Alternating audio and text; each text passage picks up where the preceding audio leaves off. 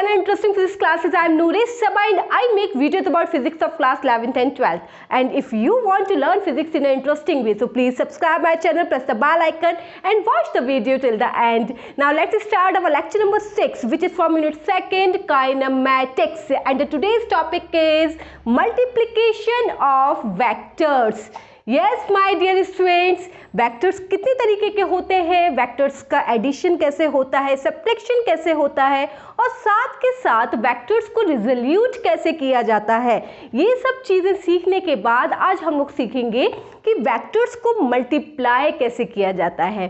Vector का multiplication भी थोड़ा सा डिफरेंट है। जो आप ऑर्डिनरी जो अलजेब्रिक मल्टीप्लिकेशन करते हैं, वेक्टर्स उस तरीके से मल्टीप्लाई नहीं होते हैं, उनके डिफरेंट मेथड है।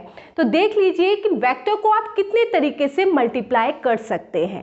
पहला तरीका क्या है कि when you multiply by a vector with a scalar, आप किसी वेक्टर को अगर स्केलर से मल्टीप्लाई करते हैं तो ऐसी सिचुएशन में आपको एक वेक्टर क्वांटिटी मिलती है।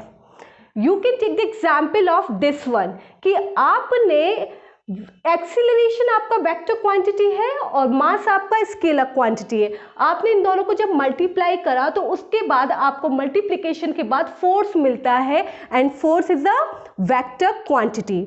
You can also take the example of this one कि यहाँ पे आपको ऑर्थोगोनल यूनिट वेक्टर्स दे रखे हैं आई कैप और जे कैप। ओके, आपने उनको सिंपल स्केलर नंबर से आपने मल्टीप्लाई करा, मल्टीप्लिकेशन करने के बाद जो आपको मिला that is a 2i cap plus 2j cap. तो इसमें तो बस समझने के लिए इतना ही है कि जब आप किसी वेक्टर को स्केलर से मल्टीप्लाई करें तो ऐसी सिचुएशन में आपको वेक्टर क्वांटिटी ही मिलेगी। क्लियर? अब सीखने वाली चीज कहाँ पे आती है? सीखने वाली चीज यहाँ पे आती है कि जब आप वेक्टर को वेक्टर से मल्टीप्लाई करें तो ऐसी सिचुएशन में क्या होता है। तो ऐसी सिचुएशन में दो प्रोसेस निकल के सामने आते हैं। पहला प्रोसेस क्या है कि when you multiply a vector with a vector then you get a scalar quantity. अगर आप वेक्टर को वेक्टर से मल्टीप्लाई कर रहे हैं और आपको स्केलर मिल रहा है तो ऐसे प्रोडक्ट को हम लोग स्केलर प्रोडक्ट या फिर डॉट प्रोडक्ट कहते हैं। और ऐसे मल्टीप्लिकेशन को आप डॉट से रिप्रेजेंट करते हैं। आप जो पिछले क्लासेस में जो क्रॉस वाला जो मल्टीप्लिकेशन का साइन होता है उस साइन का इस्तेमाल नहीं करते हैं, हम लोग यहाँ पे डॉट वाले साइन का इस्तेमाल करते हैं। That is why it is known as a dot product. Clear? और यहाँ पे क्या होगा, डॉट प्रोडक्ट के दौरान आपको स्केलर क्वांटिटी मिलेगी तो एक ऐसी क्वांटिटी होगी जिसका सिर्फ और सिर्फ मैग्नीट्यूड ही होगा, डायरेक्शन नहीं होगी। Okay, you can take the example of this one कि आपने फोर्स का मल्टीप्लिकेशन करा डिस्प्लेसमेंट से, then you get a scalar quantity that is a work done. Okay, आपने फोर्स का मल्टीप्लिकेशन करा वेलोसिटी से, then you got a scalar quantity that is a power. Is that clear? और तीसरा तरीका क्या होता है? तीसरा तरीका ये होता है कि when you multiply a vector with a vector then you got a vector quantity. अगर आप वेक्टर को वेक्टर से मल्टीप्लाई कर रहे हैं और आपको वेक्टर क्वांटिटी मिल रही है तो ऐसे प्रोडक्ट को हम लोग वेक्टर प्रोडक्ट या फिर क्रॉस प्रोडक्ट कहते हैं, क्योंकि इनके बीच होने वाले मल्टीप्लिकेशन को हम लोग क्रॉस सिंबल से रिप्रेजेंट करते हैं। You can take the example of this one. Okay, आपको यहाँ पे दे रखा है पोजीशन वेक्टर का multiplication with a linear momentum. जब आपने पोजीशन वेक्टर को लीनियर मोमेंटम से मल्टीप्लाई करा तो ऐसी सिचुएशन में आपको जो क्वांटिटी मिली that is a angular momentum, it is a vector quantity, it has a magnitude as well as the direction. You can also take the example of this one. आपने जब moment of arm को multiply करा force से then you get a vector quantity that is a torque. Is that clear? तो जब आप vector का vector से मल्टीप्लाई करें आपको वेक्टर ही मिले तो ऐसा प्रोडक्ट आपका वेक्टर प्रोडक्ट या फिर क्रॉस प्रोडक्ट कहलाता है। आज के हमारे टॉपिक में जो टॉपिक ऑफ इंटरेस्ट है वो टॉपिक ऑफ इंटरेस्ट है हमारा स्केलर प्रोडक्ट और डॉट प्रोडक्ट। वेक्टर प्रोडक्ट की बात हम लोग नेक्स्ट लेक्चर में करेंगे। तो सारी खूबियाँ सारी खासियत आज हम लोग स्केलर प्रोडक्ट के बारे में जानेंगे। ध्यान से इस वीडियो को लास्ट तक देखिए, स्केलर प्रोडक्ट के बारे में हर चीज़ सीखिए, जानिए, फिर आप न्यूमेरिकल्स लगाइए, तो आपको स्केलर प्रोडक्ट्स करने में बहुत मजा आने वाला है। Clear? Now let's start our today's lecture, that is a scalar product और डॉट प्रोडक्ट। तो सबसे पहले हम लोग यहाँ बात कर लेते हैं कि what is the definition of a scalar product. तो इन जनरल अगर आप डेफिनेशन देना चाहें तो आप इससे ही निकाल लीजिए। क्या होगा कि when we multiply two vectors, okay, when we multiply two vectors and we get a scalar quantity, तो such a product is known as a scalar product or dot product. Is that clear? ये तो हो गई आपकी general definition, लेकिन physics आपसे क्या कहती है कि मैथमेटिकल रिप्रेजेंटेशन बताइए, ज्योमेट्रिकल रिप्रेजेंटेशन बताइए कि एग्जैक्टली होता क्या है ये सब। तो यहाँ पे हम लोग मैथमेटिकली बात कर लेते हैं। Mathematically like you have given a two vectors, आपको दो वैक्टर्स दे रखे हैं। एक वेक्टर है आपका ए वेक्टर और दूसरा है आपका बी वेक्टर, और इन दोनों ही वेक्टर्स के बीच जो एंगल फॉर्म हो रहा है that angle is a theta. तो मैथमेटिकली यू कैन राइट कि A vector dot B vector is equals to कितना हो जाएगा, magnitude of A vector magnitude of B vector into cos theta. Okay, तो what is the definition of a scalar product? क्या definition हो जाएगी इसकी? It is the product of the magnitude of two vectors. It is the product of the magnitude of two vectors and cosine of the angle between them is known as a scalar product. मेरी बात समझ में आई? अब इस बात को और भी अच्छे से समझिए, इसको फील करिए कि एग्जैक्टली ये कहना क्या चाह रहा है। कि यहाँ पे हमें ये बात तो समझ में आ रही है कि A vector dot B vector is equal to आपको कितना दे रखा है, A B cos theta.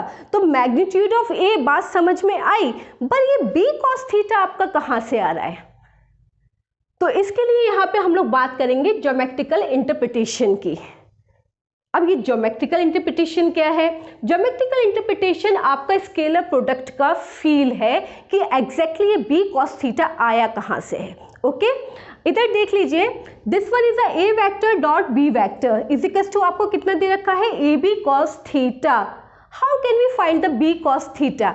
Look here, we have a vector B vector, okay, and if we draw a perpendicular on OP, अगर हम OP पर QR परपेंडिकुलर डालते हैं तो ऐसी सिचुएशन में ये वाला जो लेंथ होगा this will be the component of B vector along A vector. Exactly पिछले वीडियोस में हम सीख चुके हैं। तो B cos थीटा क्या है? It is the magnitude of component of B vector along A vector. तो B cos थीटा की जगह पे क्या आ जाएगा? This is OR। अब मेरी बात समझ में आई? When you have given a two vectors, A vector and V vector, and the angle between them is theta. The angle between them is theta. So the scalar product between these two vectors can be defined as the product of the magnitude of one vector, product of the magnitude of one vector, and magnitude of component of B vector along the direction A vector. Is that clear? तो क्या है ये B cos theta जो है वो आपका component है B vector का, किस डायरेक्शन में? A वेक्टर की डायरेक्शन में। आई होप इट इज क्लियर। तो यहाँ पे क्या हुआ कि आपने तीन डेफिनेशन यहाँ पे पढ़ी, एक जनरल डेफिनेशन, एक मैथमेटिकल रिप्रेजेंटेशन, तीसरा है आपका ज्योमेट्रिकल इंटरप्रिटेशन। अब ये तीनों ही आपके न्यूमेरिकल्स में काम आने वाली हैं। किस तरीके से? तो सबसे पहले हम यहाँ पे देखते हैं कि what are the properties of scalar product. जो स्केलर प्रोडक्ट है उनकी प्रॉपर्टीज क्या है, इनकी खूबियाँ क्या हैं। तो एक एक करके इन प्रॉपर्टीज को बहुत ध्यान से देखिए और अपनी कॉपीज पर नोट डाउन करते जाइए, क्योंकि न्यूमेरिकल्स करने के दौरान ये आपकी बहुत ज़्यादा हेल्प करने वाले हैं। पहली प्रॉपर्टी क्या है स्केलर प्रोडक्ट की? फर्स्ट प्रॉपर्टी इज दैट कि if theta is equal to 0 degree, इसका मतलब क्या हुआ कि ए वेक्टर और बी वेक्टर का जो डायरेक्शन है वो सेम है। You have given a A vector and B vector in the same direction, तो what will be this one? तो A vector dot B vector is equal to कितना हो जाएगा? This will be A B cos 0 degree, और cos 0 की value कितनी होती है? +1, तो A vector dot B vector is equal to कितना होगा, ए बी हो जाएगा। इसका मतलब क्या है, A B maximum positive magnitude. Clear? अगर दो वेक्टर्स एक ही डायरेक्शन में होंगे तो ऐसी सिचुएशन में आप मैक्सिमम पॉजिटिव मैग्नीट्यूड मिलेगा आपको। ओके, सेकंड देख लीजिए।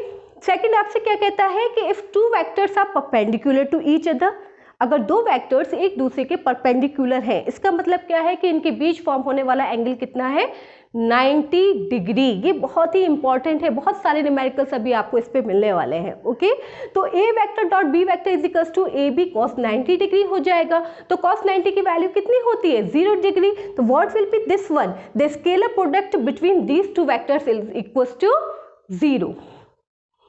तीसरी प्रॉपर्टी की बात करते हैं। तीसरी प्रॉपर्टी आपसे क्या कहती है कि when two vectors are anti parallel to each other, मतलब क्या है कि दोनों ही वेक्टर्स की जो डायरेक्शन है वो अपोजिट है।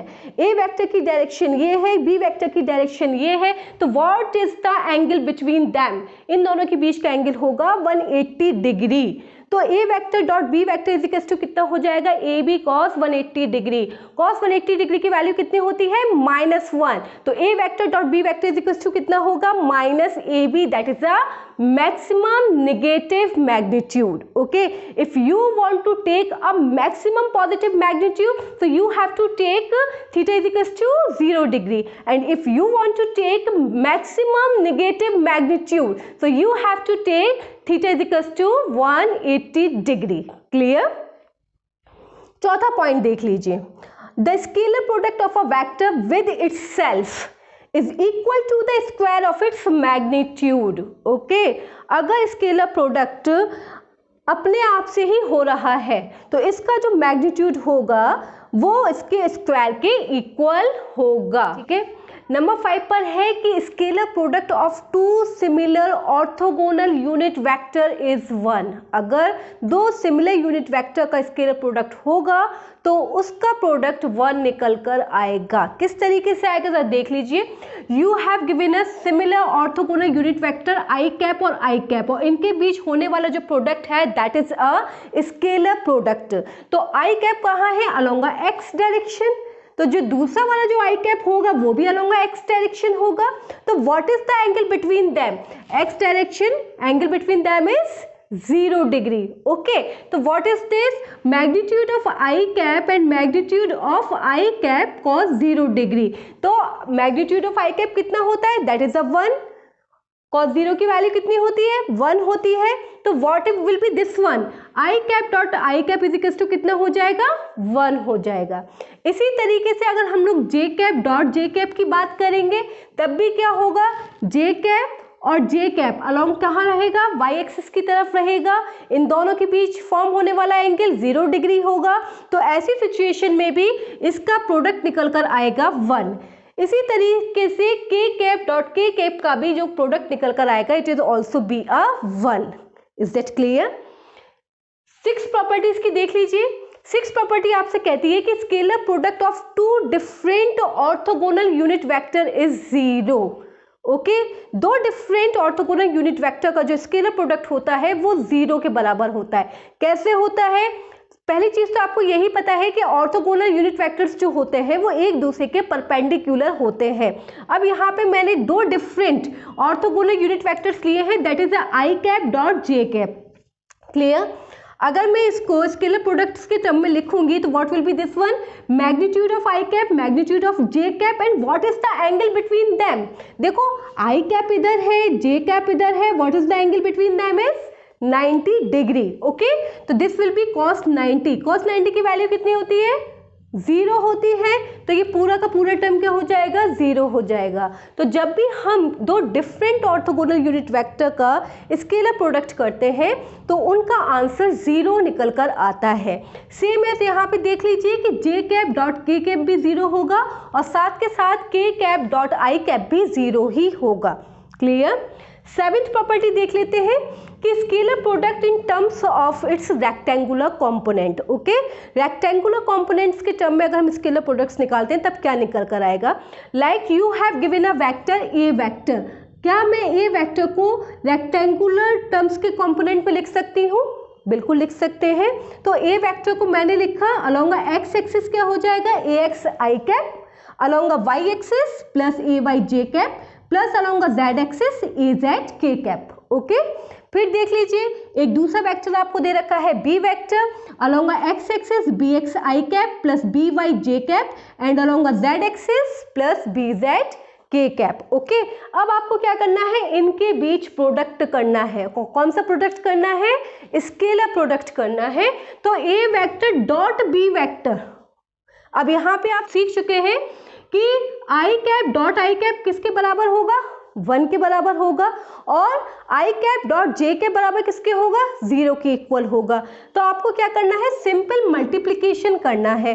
तो जो आपके सेम वाले ऑर्थोगोनल यूनिट वेक्टर्स होंगे उनकी वैल्यू तो कितनी आएगी, 1 निकल कर आएगी, और जो डिफरेंट वाले होंगे वो ऑटोमेटिकली क्या हो जाएंगे, 0 हो जाएंगे। तो ऐसी सिचुएशन में आपको क्या ट्रिक अप्लाई करनी है, आपको इन case of a scalar product जो आपके सेम ऑर्थोगोनल यूनिट वेक्टर्स है सिर्फ उन्हीं का ही मल्टीप्लिकेशन करेंगे। अगर आप डिफरेंट का करेंगे तो वो ऑटोमेटिकली 0 हो जाएंगे। क्लियर, तो मैं यहाँ मल्टीप्लाई करती हूँ तो कितना हो जाएगा, आई कैप का आई कैप से करूंगी तो ये हो जाएगा आपका A X B X plus A Y J cap का बी वाई जे कैप से करूंगी तो कितना हो जाएगा, A Y B Y plus A Z K cap का बी जेड के कैप से करूंगी तो कितना हो जाएगा, A Z B Z. I hope it is clear. Okay, this is the scalar product in terms of the rectangular component. 8th property इसकी क्या है कि what is the angle between two vectors. In case of the scalar product दोनों vectors के बीच का angle कितना होगा। तो जैसा कि आप जानते हैं कि A vector dot B vector is equal to कितना होगा, magnitude of A vector into magnitude of B vector cos theta. Okay, angle आपसे पूछा है तो इसका मतलब क्या है कि ये आपसे कॉस थीटा की वैल्यू पूछ रहा है। तो cos theta is equal to कितना हो जाएगा, A vector dot B vector upon magnitude of A vector into magnitude of B vector. Is that clear. अब आपसे ये पूछ लेता है कि in terms of the rectangular component लिख दो। तो रेक्टेंगुलर कंपोनेंट के टर्म में आपका A vector dot B vector कितना निकल के आया है, A X B X plus A Y B Y plus A Z B Z upon आपको ए वेक्टर का मैग्नीट्यूड लिखना है। तो मैग्नीट्यूड निकालने का क्या तरीका होगा कि इसके ये हो जाएगा आपका ए एक्स का स्क्वायर प्लस ए वाई का स्क्वायर प्लस ए जेड का square in a under root. अगर मैग्नीट्यूड ऑफ बी वेक्टर आपको निकालना है तो this will be equals to B X का स्क्वायर प्लस बी वाई का स्क्वायर प्लस बी जेड का square in a under root. Is that clear. Then 9th property आपसे क्या कहती है कि you have to write the component of vector B vector along a A vector. अब आपको ये बात तो पता है कि बी वेक्टर का जो कंपोनेंट ए वेक्टर की डायरेक्शन में होता है वो कितना होता है, बी कॉस थीटा होता है। ओके, तो आपने सबसे पहले क्या करा कि बी वेक्टर का कंपोनेंट अलोंग ए वेक्टर लिख लिया, that is a B cos theta. Okay, अब आपको पता है कि कॉस थीटा की वैल्यू कितनी है, that is A vector dot B vector upon magnitude of A vector into magnitude of B vector. तो यहाँ पे इसको वैल्यू को सब्स्टिट्यूट करा आपने कॉस थीटा की जगह पे। ये आपका b है और ये है आपका मैग्नीट्यूड ऑफ b वेक्टर, तो ये दोनों ही एक दूसरे को कैंसिल आउट कर देंगे। तो क्या रह जाएगा आपके पास, b vector dot a vector upon magnitude of a vector. क्या ये आपने कहीं पढ़ा है, in case of a unit vector a cap is equal to कितना होता है, a vector upon magnitude of a vector. So we can write here a vector upon magnitude of a vector is equal to a cap. Clear? So what is the component of b vector along a a vector? The component of a b vector along a a vector is equals to b vector in a direction of a vector a cap. Is that clear? Similarly, you can also write the component of a vector along a b vector. So what will be this one? It will be a vector b cap. Clear? 10th property क्या है इसकी, 10th property ये है कि scalar product of two vector is commutative. It means कि A vector dot B vector बराबर होगा B vector dot A vector के। कैसे होगा ये देख लेते हैं कि आपको ये तो पता है कि A vector dot B vector is equal to कितना होता है, that is a A B cos theta. तो जो थीटा एंगल है वो आप कहाँ से मेजर कर रहे हैं, वो आप ए वेक्टर से बी वेक्टर की तरफ आप उसको मेजर कर रहे हैं। ओके, तो ये A vector dot B vector is equal to कितना हुआ, that is a A B cos theta. Okay, तो what will be the B vector dot A vector, कितना हो जाएगा। तो आप एंगल कहाँ से मेजर करेंगे, बी वेक्टर से ए वेक्टर की तरफ। तो बी वेक्टर से ए वेक्टर की तरफ जो एंगल है this is a 360 minus theta. Okay, तो B A cos 360 minus theta, cos 360 minus theta कितना होता है, कॉस थीटा होता है। तो this will be B A cos theta. तो क्या मैं ए बी कॉस थीटा को A vector dot B vector लिख सकते हैं, इसी तरीके से बी ए कॉस थीटा को B vector dot A vector भी लिखा जा सकता है। That is why we are saying scalar product of two vectors is commutative. Clear. 11th आपसे क्या कहता है, 11th प्रॉपर्टी आपसे ये कहती है कि scalar product is distributive. Yes, distributive है, सिंपल कि अगर आपको कोई एक वेक्टर दे रखा है A vector and you have to multiply by B vector plus C vector, तो what will be this one, this will be A vector dot B vector plus A vector dot C vector है। Simple आप इसमें multiplication कर सकते हैं। Same as आप यहाँ पे देख लीजिए कि A vector plus B vector का डॉट मल्टीप्लिकेशन आपको करना है, that is a C vector plus D vector से। तो सिंपली आप मल्टीप्लिकेशन करिए, that is A vector dot C vector plus A vector dot D vector plus B vector dot C vector plus B vector dot D vector. This is the last property of scalar product. Okay, last property क्या है कि angle made by a vector with coordinate axis. Like आपको कोई एक vector दे रखा है A vector और आपसे पूछ रहा है कि जो ए वेक्टर है वो कोऑर्डिनेट एक्सिस के साथ कितना एंगल फॉर्म कर रहा है। तो सबसे पहले हम लोग पता करते हैं कि ये जो ए वेक्टर है वो एक्स एक्सिस के साथ कितना एंगल फॉर्म कर रहा है। तो एक्स एक्सिस के साथ मैंने कंसीडर कर लिया कि ये है अल्फा एंगल फॉर्म कर रहा है। ओके, तो सबसे पहले मैं क्या करूँगी, I draw a component of A vector along A axis. X axis के अलोंग मैं इसका कंपोनेंट ड्रॉ करूंगी। तो मैंने एक्स एक्सिस के अलोंग जो इसका कंपोनेंट ड्रॉ किया, तो this will be A X. Clear. और यहाँ पे एक ट्राइंगल फॉर्म हो गया, that is O P Q. Then you have to find out the value of cos alpha. तो कॉस अल्फा की वैल्यू कितनी होती है, that is a base upon hypotenuse. Okay, तो यहाँ पे बेस कितना है ए एक्स और हाइपोटेनस कितना हो जाएगा, magnitude of a given vector. तो what will be this one, cos alpha is equal to A X upon A. Is that clear. अब यहाँ पे दूसरा टास्क आता है कि आपको जो एंगल फाइंड आउट करना है वो कहाँ पे निकालना है, अलोंग अ वाई एक्सिस। जो ए वेक्टर है वो वाई एक्सिस के अलोंग कितना एंगल फॉर्म कर रहा है। तो आपने कंसीडर करा कि ये वाला जो ए वेक्टर है वो वाई एक्सिस के अलोंग एंगल फॉर्म कर रहा है beta. Okay, now draw the component of A vector along a Y axis. जब आप y एक्सिस के अलोंग कंपोनेंट ड्रॉ करेंगे तो ये हो गया कितना, ए वाई। तो what will be cos beta, cos beta is equal to base upon hypotenuse. तो बेस इसमें कितना है ए वाई और हाइपोटेनस कितना हो गया ए। तो cos beta is equal to कितना हुआ, ए वाई अपॉन ए।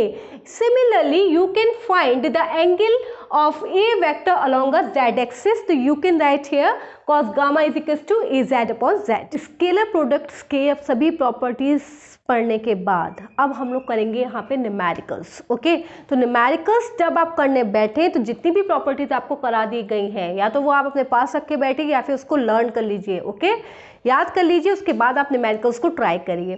तो पहला न्यूमेरिकल देखते हैं, यहाँ पे सभी कुछ फाइंड आउट करना है आपको। Okay, you have given a A vector is equals to I cap plus 2 J cap minus K cap and B vector is equals to minus I cap plus J cap minus 2 K cap. आपको क्या क्या निकालना है, आपको निकालना है A vector dot B vector की value बता दीजिए, मैग्नीट्यूड ऑफ ए वेक्टर बताइए, मैग्नीट्यूड ऑफ बी वेक्टर बताइए और साथ के साथ थीटा बताइए कि एंगल कितना है। ओके, तो यहाँ जरा निकाल लीजिए कितना हो जाएगा। दिस विल बी आपसे A vector dot B vector कह रहा है, तो A vector dot B vector is equal to कितना हो जाएगा, this will be I cap plus 2 J cap minus K cap dot minus I cap plus J cap minus 2 K cap. Clear. कौन सा product है? Dot product है। अगर same orthogonal unit vector का multiplication होगा तो 1 आएगा, और डिफरेंट का होगा तो क्या होगा? 0 आएगा। तो हमारा काम क्या है कि हम सेम सेम का मल्टीप्लिकेशन कर लेते हैं। ओके, तो यहाँ पे देख लो, इसका मैंने i से i का मल्टीप्लाई करा, यहाँ पे 1 है, यहाँ पे -1 है, तो what will be this one? -1। Okay, 2 से यहाँ पे 1 का करा तो this will be 2, minus K cap का -2 के कैप से करा तो what will be this one? It is +2। Clear? तो what will be this one? 2 + 2 4, -1 is equal to कितना हो जाएगा? 3। तो A vector dot B vector की वैल्यू आपको निकली 3। अब आपका नेक्स्ट टास्क क्या है कि you have to find out the magnitude of A vector. अब ए वेक्टर का मैग्नीट्यूड आप निकालिए तो कितना निकल कर आएगा मैग्नीट्यूड? मैग्नीट्यूड निकालने का तरीका क्या होता है? अंडर रूट में इन सभी के मैग्नीट्यूड्स आपको लेने हैं। तो यहाँ पे कितना है? 1, तो 1 का स्क्वायर, प्लस यहाँ 2, तो 2 का स्क्वायर, प्लस माइनस के, तो what will be this one? -1 का स्क्वायर। क्लियर? तो what is this? This will be 1 + 4 + 1, तो ये कितना हो जाएगा? 4 + 1 5 and this will B 6। Is that clear? दूसरा आपको क्या काम करना है? आपको बी वेक्टर फाइंड आउट करना है। तो B vector is equal to कितना हो जाएगा? √-1² plus 1 square plus -2 square. Clear? जरा आप सॉल्व कर लीजिए तो ये कितना हो जाएगा? दिस इज 1 + 1 + 4, तो what will be this one? It is √6। बात आ गई समझ में? आपसे चौथा टास्क क्या कहता है कि you have to find out the angle between them. तो एंगल बिटवीन दैम क्या होता है? cos theta. तो जरा cos थीटा और निकाल लीजिए। तो cos theta is equal to कितना होगा? cos थीटा इक्वल टू हो जाएगा आपका A vector dot B vector upon magnitude of A vector and magnitude of B vector. A vector dot B vector कितना निकला है? 3। मैग्नीट्यूड ऑफ ए वेक्टर कितना है? √6। मैग्नीट्यूड ऑफ बी वेक्टर कितना है? √6। √6 कितना हो जाएगा? 6। तो cos theta is equal to कितना हो जाएगा? This will be 1/2। तो 1/2 किसकी वैल्यू होती है? cos 60 की होती है। तो थीटा इज इक्वल टू कितना होगा? 60 डिग्री। Is it clear? अब क्वेश्चन नंबर 2 देख लीजिए। You have to find A vector plus B vector dot 2a vector minus 2b vector. अब आपको क्या करना है? इनके बीच डॉट प्रोडक्ट करना है। तो which law you have to apply? You have to apply a distributive law, जो अभी आपको बताया था। किस तरीके से अप्लाई करेंगे कि आपको a vector plus b vector dot 2a vector minus 2b vector को मल्टीप्लाई करना है। जब मल्टीप्लाई करिए तो कितना हो जाएगा? This will B a vector dot 2a vector minus a vector dot 2b vector plus b vector dot 2a vector and minus b vector dot 2b vector. Clear? अभी आपको क्या बताया था कि जब दो सेम वेक्टर क्वांटिटीज आपकी dot product में होंगी तो उनका आंसर क्या आएगा? उनके मैग्नीट्यूड का स्क्वायर हो जाएगा। तो देखो यहाँ पे a वेक्टर से मल्टीप्लाई कौन हो रहा है? a vector. तो what will be this one? This is 2a²। अब ये minus a vector dot 2b vector है और ये कितना है? b vector dot 2a vector. क्या मैं इसे कैंसिल आउट कर सकती हूँ? बिल्कुल कैंसिल आउट कर सकती हूँ, क्योंकि ये एक स्केलर प्रोडक्ट है। It has only magnitude but no direction. Clear? तो हम मैग्नीट्यूड को तो आसानी से कैंसिल आउट कर सकते हैं। और यहाँ कितना हो जाएगा? This will be minus 2b²। तो what will be this one? This is 2a² minus b²। ये आपका आंसर निकल कर आएगा। ओके, नेक्स्ट क्वेश्चन देख लीजिए कि if r vector is equal to b vector plus q vector and theta is the angle between them, then you have to find out r is equal to √p² plus q² plus 2pq cos theta. क्या कुछ ये जाना पहचाना सा लग रहा है? Exactly ये जाना पहचाना सा है। जब आपने वेक्टर एडिशन किया था तो triangle law of vector addition में और parallelogram law of vector addition में आपने ज्योमेट्रिकली रिजल्टेंट वेक्टर का जो मैग्नीट्यूड था वो इसी फॉर्मूला से निकाला था। ओके, और आज हम लोग फिजिक्स की ब्यूटी देखेंगे कि with the help of another method how can we find this formula. और दूसरा मेथड हमारा कौन सा है? That is a dot product method. Okay, देख लीजिए आपको गिवन क्या है? गिवन है आपको r vector is equal to p vector vector plus q vector. Which method we have to apply? We have to apply a dot product. तो हम similar vector से इनका डॉट प्रोडक्ट कर देते हैं. तो r vector dot r vector is equal to कितना हुआ? That is p vector plus q vector dot p vector plus q vector. Simple multiplication करिए, सेम वेक्टर्स का डॉट प्रोडक्ट हो रहा है, तो ऐसे सिचुएशन में आंसर क्या आएगा? इसके मैग्नीट्यूड का स्क्वायर आएगा. तो this will be R square is equal to कितना हो जाएगा? p vector dot p vector that is a p square plus p vector dot q vector. तो p vector q dot q vector plus q vector dot p vector plus q vector का q vector से किया तो what will be this one? It is a q square. So r square is equal to कितना हो जाएगा? That is p square plus q square plus 2p vector dot q vector. p vector dot q vector को आप क्या कहेंगे? p vector dot q vector आपका कहलाता है that is a p q cos theta. तो what is r? r is equal to कितना हो जाएगा? That is a p square plus q square plus 2p q cos theta. Okay, this is the beauty of physics. Note it down.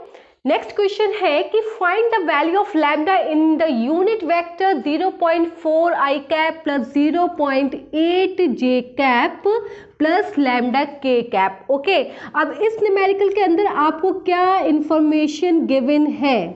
आपको ये information given है कि जो दिया गया वेक्टर है वो क्या है? यूनिट वेक्टर है. अगर दिया गया वेक्टर यूनिट वेक्टर है तो उसका मैग्नीट्यूड कितना होगा? 1. ओके, तो this vector will be equal to 1. Is it clear? अब आपको क्या करना है? आपको लैम्डा की वैल्यू फाइंड आउट करनी है. तो आप क्या करिए? इसका मैग्नीट्यूड निकालिए. तो मैग्नीट्यूड इज इक्वल टू कितना हो जाएगा? दैट विल बी 0.4 का होल स्क्वायर प्लस 0.8 का whole square plus lambda square equals to 1. तो what will be this one? In under root 0.16 plus 0.64 plus lambda square equals to कितना हो जाएगा? 1 हो जाएगा. तो क्या मैं इसको इस तरीके से लिख सकती हूँ? That is 0.16 plus 0.64 plus lambda square equals to 1. Yes, I can write it. Okay, तो what will be the value of lambda square? Lambda square is equal to कितना हो जाएगा? That is 1 minus, इसको आप करिए तो कितना होगा? It will be equal to 0.80. तो lambda is equal to कितना हो जाएगा? Lambda square is equal to that is 0.2. तो what will be the value of lambda? It is under root 0.2. Is that clear? Next question देखिए. Next question में आपको क्या क्या इन्फॉर्मेशन गिवन है? You have to find the value of lambda so that these two vectors a vectors and b vectors are perpendicular to each other. आपको क्या दे रखा है कि आपको जो a वेक्टर और b वेक्टर दे रखा है वो एक दूसरे के परपेंडिकुलर है. अगर दिए गए वेक्टर्स एक दूसरे के परपेंडिकुलर है तो उनके डॉट प्रोडक्ट का जो आपका वैल्यू निकल के आती है that value will be equal to 0 degree. I hope it is clear. अभी हम लोगों ने किया है. तो A vector dot B vector अगर एक दूसरे के परपेंडिकुलर है तो इनकी वैल्यू निकल कर आएगी 0. ओके, अब ज़रा फटाफट से डॉट प्रोडक्ट करिए. That is 2i cap plus lambda J cap plus K cap dot 4i cap minus 2j cap minus 2k cap is equal to कितना हो जाएगा? 0 हो जाएगा. डॉट प्रोडक्ट में सेम जो आपके वेक्टर्स होंगे उनकी वैल्यू आपकी 1 आएगी, जो डिफरेंट होंगे वो क्या हो जाएंगे? 0 हो जाएंगे. तो आप सिंपल सेम का मल्टीप्लिकेशन कर लीजिए. That will be equals to 8 and this will be minus 2 lambda and this will be minus 2 is equals to कितना हो जाएगा? This is equals to 0. तो 8 माइनस 2 इज इक्वल्स टू कितना हुआ? 6. तो minus 2 lambda and this is plus 6 is equals to 0. तो minus 2 lambda is equals to कितना होगा? माइनस 6. तो lambda is equals to that is 6/2. तो what will be the value of lambda? The value of lambda is 3. Clear? अब जरा ये वाला question देख लीजिए. ये जो ब्यूटीफुल सा क्वेश्चन है ये आपके एनसीईआरटी का है. ओके, देखने में जितना हैवी लग रहा है सॉल्व करने में उतना ही इजी है. क्वेश्चन देखिए कि a body constrained to move along the z-axis of a coordinate system is subjected to a constant force. Okay, force आपको कितना दे रखा है? F vector is equals to minus I cap plus 2j cap plus 2k cap Newton. Calculate work done by a force in displacing the body through a distance of 4 meter along the z-axis. क्या क्या information आपको given है इस question के अंदर? You have given a value of force, force के कितने value आपको दे रखी है, that is minus I cap plus 2j plus 2k cap, okay. और यहाँ पे देख लीजिए दूसरी इंफॉर्मेशन क्या है कि कैलकुलेट वर्क डन, आपको क्या कैलकुलेट करना है, वर्क डन को कैलकुलेट करना है by a force in displacing the body, आपको डिस्प्लेसमेंट दे रखा है, डिस्प्लेसमेंट आपको कितना दे रखा है 4 metre along the Z axis, कहाँ पे डिस्प्लेसमेंट हो रहा है अलोंग द जेड एक्सिस, तो आपका जो एक्स एक्सिस के अलोंग जो कंपोनेंट होगा वो 0 होगा, वाई एक्सिस के अलोंग जो कंपोनेंट होगा वो भी 0 होगा, पर जो जेड एक्सिस के अलोंग होगा वो आपको कितना दे रखा है 4 मीटर, तो what will be this one, it is 4k cap. If you want to calculate the work done, तो work done is equal to कितना होता है dot product of force and the displacement, okay. इन दोनों का जरा dot product करिए, what will be this one, minus I cap plus 2j cap plus 2k cap, okay. और डॉट प्रोडक्ट करिए, this will be 0 I cap plus 0j cap plus 4k cap. जल्दी से ज़रा मल्टीप्लाई करिए आप, यहाँ पे -1 का यहाँ से 0 से मल्टीप्लाई करेंगे 0 आएगा, इसका 0 से मल्टीप्लाई करेंगे 0 आएगा, 2 का मल्टीप्लाई जब आप 4 से करेंगे तो कितना आएगा 8, तो work done is equal to कितना हो गया 8 joule. Very easy question, okay, note it down very fast. अब नेक्स्ट क्वेश्चन देख लीजिए, नेक्स्ट क्वेश्चन क्या है कि the angles which a vector I cap plus j cap plus √2k cap makes with x, y एंड z axis respectively are, okay. ये वाला जो आपका वेक्टर है वो x एक्सिस, y एक्सिस और z एक्सिस के साथ कितना एंगल फॉर्म कर रहा है, तो अभी अभी मैंने आपको बताया था कि अगर दिया गया वेक्टर x एक्सिस के साथ एंगल फॉर्म करता है तो हम उसको कैसे लिखते हैं, cos alpha is equals to ax upon a, clear.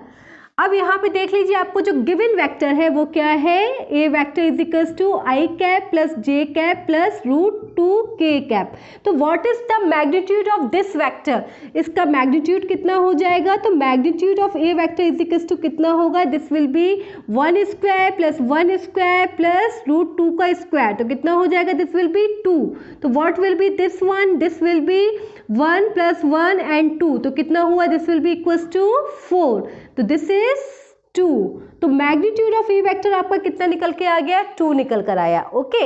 अब आपका पहला टास्क क्या है कि you have to find out the angle of this vector along X axis, X axis के लिए मैंने क्या फॉर्मूला बताया था, cos alpha is equal to ax upon a, आपका ax कितना है जरा देखिए इस इक्वेशन के अंदर, ax इज इक्वल टू कितना है, तो यहाँ पे कितनी वैल्यू आ रही है, दैट इज 1, आई कैप कहाँ पे रिप्रेजेंट करेगा, एक्स एक्सिस के अलोंग रिप्रेजेंट करेगा, तो एक्स इज इक्वल टू कितना हो जाएगा 1, और मैग्नीट्यूड इस वेक्टर का कितना निकल के आया है 2, तो दिस वी 2, तो cos alpha is equal to 1/2, तो cos alpha is equal to कितना हो जाएगा, this is equal to cos 60 degree, clear. तो what is the value of alpha, it will be 60 degree, I hope it is clear, okay.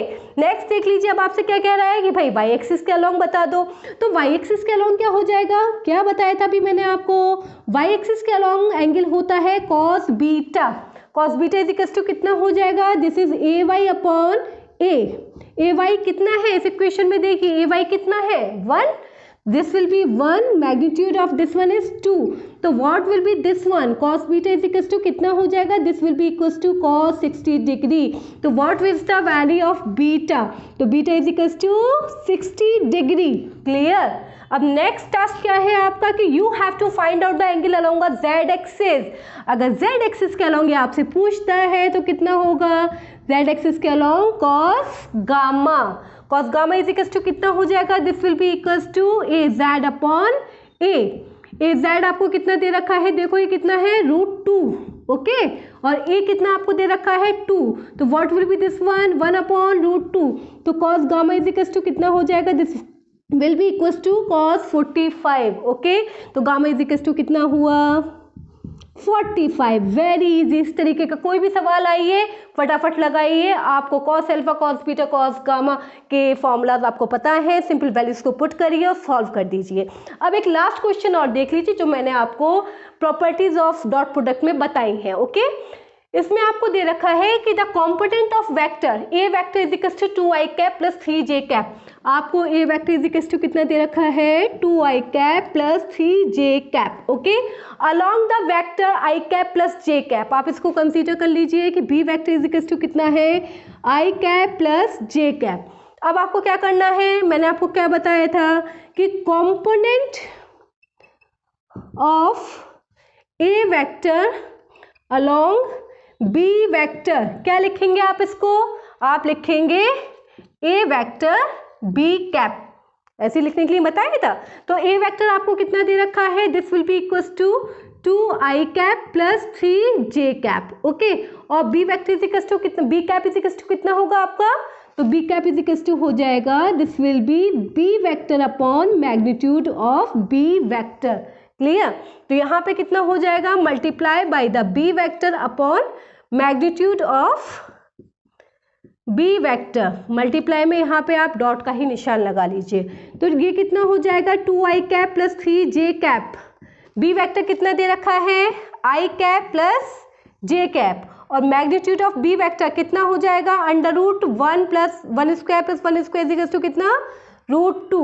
Simple multiplication करिए इसका तो कितना होगा, this will be equals to 2 and this will be equals to 3 upon √2।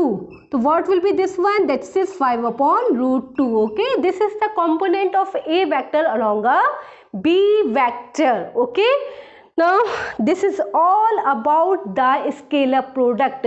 यहाँ आप लोगों ने स्केलर प्रोडक्ट के बारे में ऑलमोस्ट हर चीज़ सीख ली है कि उनकी कौन कौन सी प्रॉपर्टीज़ हैं और उनके न्यूमेरिकल्स को हम किस तरीके से क्रैक आउट कर सकते हैं। ओके, तो आज के वीडियो में बस इतना ही। Thank you.